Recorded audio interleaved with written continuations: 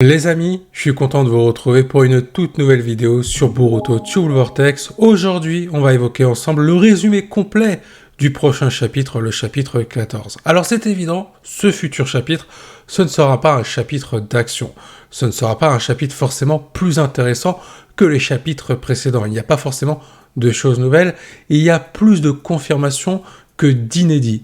Mais ce chapitre est tout aussi utile que les précédents, parce que déjà, il rajoute une certaine crédibilité par rapport aux éléments qui ont été développés dans les chapitres précédents, concernant Boruto, concernant les Shinju, et surtout la menace qui plane sur le monde de Shinobi.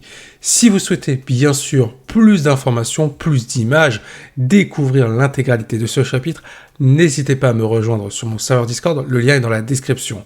En attendant, il est temps de découvrir le résumé complet de ce futur chapitre. Le chapitre 14 de Boruto Tube Vortex sortira le 20 septembre 2024 sur le site Manga Plus à 17h et la cover de celui-ci est représentée par Kashin Koji. Le début du chapitre démarre avec Boruto dans une salle d'interrogatoire de Konoha. Hibiki et Konohamaru l'interrogent sur la situation et les événements le concernant. Shikamaru et Amado observent tout cela. En parallèle, dans la zone médicale du village, Sakura soigne les blessures d'Inojin. La mère de Sarada est stupéfaite de voir que le jeune shinobi ait pu survivre à une blessure aussi mortelle. Elle constate les effets du pouvoir de guérison de Himawari grâce au pouvoir de Kurama. Présente sur place, Ino semble inquiète concernant la santé de son fils. L'interrogatoire de Boruto continue. Les sujets tournent principalement autour des Otsutsuki et des Shinju, dont Jura.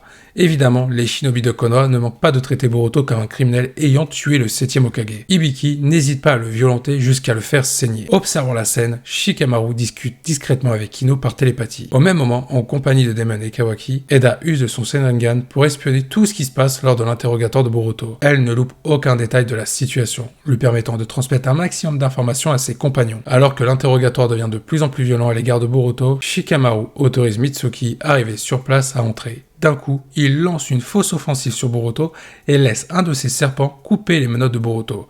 Celui-ci en profite aussitôt pour s'enfuir avec son jutsu de téléportation. En se téléportant une première fois, Boruto récupère sa cape et son épée, puis se téléporte à nouveau, cette fois-ci à l'extérieur. Dans la salle des Hokage, Sarada et Sumire discutent de la situation avec Shikamaru. Kankuro est également présent et prend la suite de l'échange avec le Hokage par intérim.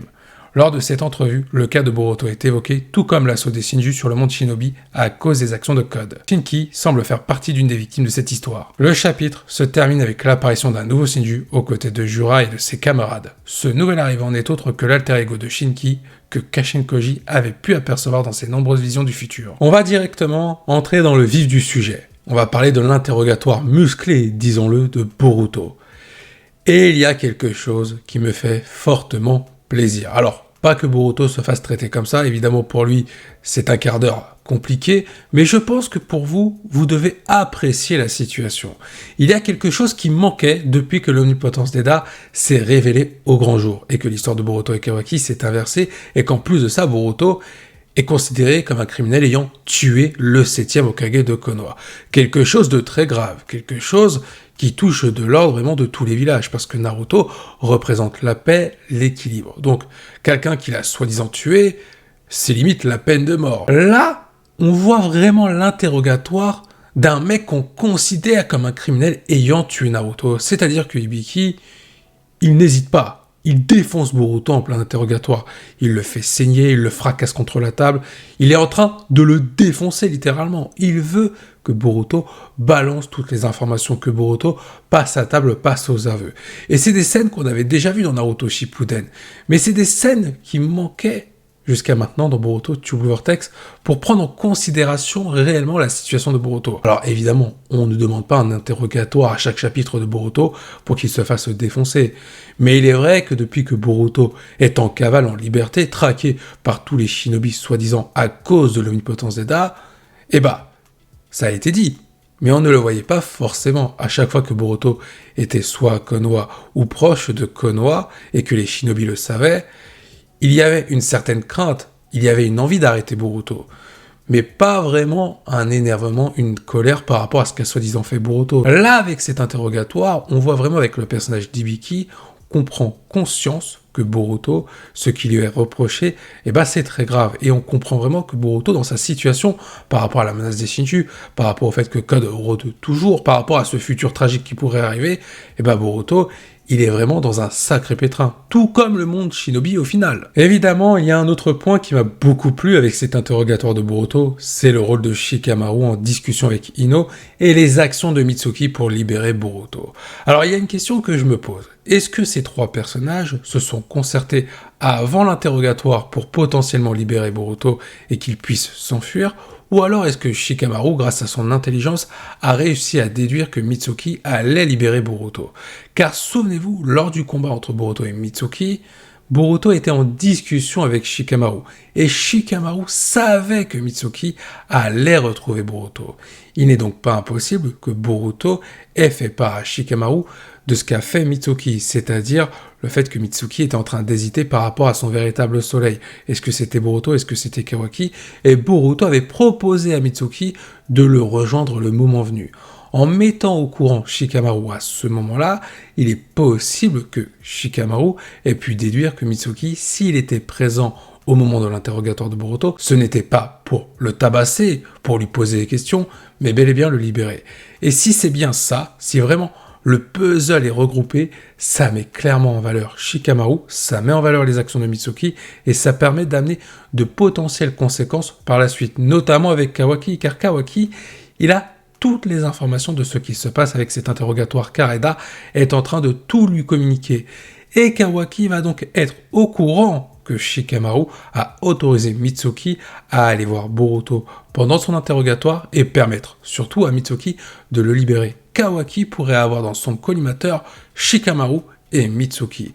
Et peut-être que c'est à cause de ça que Kawaki va vriller, ce qui va amener un peu plus tard au combat entre Boruto et Kawaki. Parlons maintenant de Sakura, qui a fait son retour dans l'œuvre de Boruto, parce qu'on ne l'avait pas vu depuis un sacré moment dans le manga, et on ne l'avait pas du tout vu, il me semble, depuis le début de cette seconde partie. Sakura qui est en train de prodiguer des soins à Inojin, mais elle constate que celui-ci a été parfaitement soigné grâce au pouvoir d'Imawari, alors qu'Inojin était censé mourir avec une blessure pareille. Moi, je me dis que c'est dommage de ramener Sakura à ce moment-là, parce que clairement, pour l'instant, c'est le seul personnage avec Shikamaru Ino, allez, Hibiki si vous voulez, qui représente l'ancienne génération. J'aimerais quand même voir un petit peu plus d'éléments de l'ancienne génération par rapport au contexte actuel, notamment par rapport au cas de Boruto.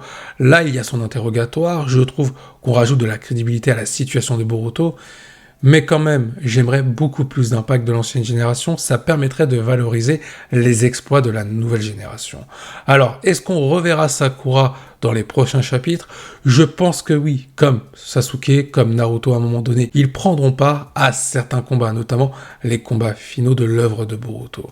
Mais ce ne seront plus eux qui auront la lumière, ce sera la nouvelle génération. Et ça c'est logique, faut pas que ça change.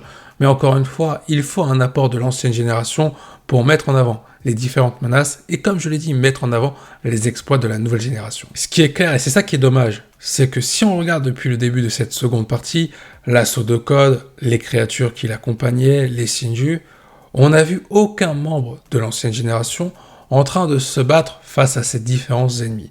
Alors que ça aurait été logique, Konoha est pris d'assaut, donc qu'on voie à un moment donné un Kakashi, une Tsunade, un Rock Lee, une Sakura sur le front, même si c'est une ninja médecin, elle est capable de se battre, elle sera beaucoup plus utile sur le front que derrière un poste médical. Clairement, on aurait pu montrer les ennemis en train de vaincre cette ancienne génération et laisser la nouvelle génération repousser cette menace. Ça crédibilisait encore plus ce qu'avait fait la nouvelle génération là où avait échoué l'ancienne. Un autre point, il est plutôt mineur par rapport à ce qui se passe dans ce chapitre, c'est le pouvoir d'Imawari avec la puissance de Kurama. On a vu qu'Imawari, grâce à son pouvoir de guérison, elle a pu sauver Inojin. Et on a vu qu'elle était capable de faire des choses plutôt intéressantes face à Jorah, même si elle n'était pas de taille. J'espère que dans les prochains chapitres, on aura le droit à une Imawari en train de se battre face à un adversaire de son niveau pour la voir briller. J'espère qu'elle ne sera pas mise totalement de côté. Alors je pense que l'anime fera un travail complémentaire sur ce personnage et même sur d'autres éléments pour rajouter de la crédibilité et rajouter de la mise en avant surtout. Maintenant, j'espère que le manga permettra à Imawari d'avoir un bon développement et j'espère aussi que ce sera le cas pour Sarada, mais aussi Mitsuki avant tout. D'ailleurs, en parlant de celui-ci, il y a moyen de le faire briller. Il y a plusieurs Shinju désormais. On a Matsuri, l'alter ego de Bug, Jura et Hidari qui a fait son retour. On va parler du nouveau Shinju dans quelques instants. Mitsuki, je le vois bien affronter l'alter ego de Bug, qui lui voudra s'en prendre à Eda, mais qui tombera sur Demon. Mitsuki, avec cette discussion qu'il a pu avoir avec Eda par le passé, je pense qu'il pourrait intervenir pour l'aider. Hidari, c'est très simple, pourrait s'en prendre à Sarada, et il y aurait un vrai combat, en termes d'émotion et d'enjeu pour Sarada, concernant la potentielle libération de Sasuke. Ça permettrait un très bon développement pour Sarada, et de voir celle-ci avec le Mangaku Sharingan. Ensuite, on a bien entendu Matsuri. Konohamaru, on l'a vu dans ce chapitre encore, je pense qu'on verra dans le manga un petit combat entre Matsuri et Konohamaru. Je pense clairement qu'on aura le droit à un Konohamaru des grands jours, un Konohamaru qui va briller pour libérer son ami Moegi en affrontant Matsuri. Et ce combat, je pense qu'on le verra dans le manga. Mais j'ai peur que ce soit au second plan, alors que l'animé risque de nous le développer de manière différente. Je pense que dans l'animé, ce sera montré un petit peu au premier plan pour montrer l'exploit que va faire Konohamaru en battant Matsuri. Alors je sais qu'il y a des sceptiques en disant que Konohamaru n'est pas de taille, qu'il va se faire défoncer face à Matsuri. Je reste persuadé au fond de moi, peut-être que je me trompe, peut-être qu'il va mourir et qu'on va assister à son enterrement, mais je reste persuadé que Konohamaru, en termes de potentiel, il n'a pas atteint son niveau total. Je pense qu'on va être très surpris des capacités de Konohamaru et de sa marge de progression, car je pense sincèrement qu'il est capable de battre Matsuri. Je rappelle que Matsuri, sur la présentation des Shinju dans leur globalité, Matsuri n'est pas la plus puissante. Elle est pour moi capable de se faire tuer par Konohamaru. Après, évidemment, si c'est le Konohamaru qui a galéré face à Jugo qui affronte Matsuri, ce sera RIP. Mais clairement, au vu de ce que nous a montré légèrement les chapitres précédents, lorsque Konohamaru a su être capable de repousser l'attaque d'Hidari, c'est pour nous montrer que Konohamaru a évolué, qu'il a analysé ses faiblesses et qu'il a développé de nouvelles variantes de son Rasengan pour pouvoir être capable de faire face à tout type de menaces. Alors, pas être capable de les éliminer pour certaines, mais être capable d'en battre au moins quelques-unes. Et c'est ce Konohamaru-là qu'on va découvrir dans les prochains chapitres, ou au moins dans l'anime, ça c'est sûr. On va parler maintenant de l'autre Shinju qui a fait son apparition, sa naissance en toute fin de chapitre 14. Un Shinju qui nous a été teasé dans le chapitre 13 avec les visions du futur de Kashin Koji et qui avait été teasé par les autres Shinju à la fin de ce même chapitre précédent. Ce Shinju semble être l'alter ego de Shinki. Pour moi, c'est confirmé car Kankuro, le bras droit de Gaara et l'un de ses meilleurs amis, est présent dans ce chapitre. On ne l'avait pas revu depuis un petit moment. Donc clairement, si on a un représentant du village de Suna en train de parler à Shikamaru dans ce chapitre, et comme par hasard derrière, on a la dernière page avec l'alter ego de Shinki, soi-disant, c'est clairement pour confirmer que c'est lui. Mais attention, on n'est pas à l'abri d'une surprise. Ça pourrait être, il y a une petite probabilité, que ce soit l'alter ego de Naruto. Maintenant, je ne vois pas pourquoi ce serait son alter ego, puisque Naruto n'a pas été capturé par les créatures de code. Par contre, ce qui est intéressant, c'est que ça peut donner des combats intéressants si c'est l'alter ego de Shinki. Souvenez-vous, dans l'anime, on a eu un petit teasing concernant une tension entre Kawaki et Shinki. On pourrait avoir un combat Kawaki contre l'alter ego de Shinki, et au même moment, on a de l'autre côté Jura contre Boruto. Donc, tout le monde aurait le droit à son adversaire pour être mis en avant. Deuxièmement, ce qui est intéressant, tout à l'heure j'ai parlé de l'ancienne génération représentée par Sakura, le fait que la menace actuellement ne touchait vraiment que la nouvelle génération, très peu l'ancienne génération, donc en termes de mesure de puissance, de dangerosité, il manquait quelque chose. Là, avec la présence de l'alter ego, potentiellement de Shinki, on a une dimension beaucoup plus vaste sur ce que touche la menace, c'est-à-dire qu'elle ne touche pas que Konoha, elle touche tout le monde de Shinobi, et il serait temps que ce soit montré comme ça, parce que clairement, au vu des visions du futur de Kashin Koji, c'est le monde entier qui est en danger. Je ne vois pas pourquoi on impliquerait que Konoha. Là, le fait qu'on voit Kankuro qui est présent à Konoha, et qu'on voit l'alter ego potentiel de Shinki, ça montre que ça touche aussi tout ce qu'il y a à l'extérieur de Konoha. Et ça fait plaisir de voir que la menace est grandissante et imposante. En tout cas, en attendant de découvrir ce chapitre qui sortira maintenant dans 2 jours au moment où cette vidéo sort, je vous invite à donner votre avis, votre ressenti par rapport à ce futur chapitre avec ce résumé. Je vous dis à la prochaine, portez-vous bien, et n'oubliez pas que la volonté du KT soit avec vous. Avant de partir, n'oubliez pas de me soutenir en likant et en partageant cette vidéo, je compte sur vous.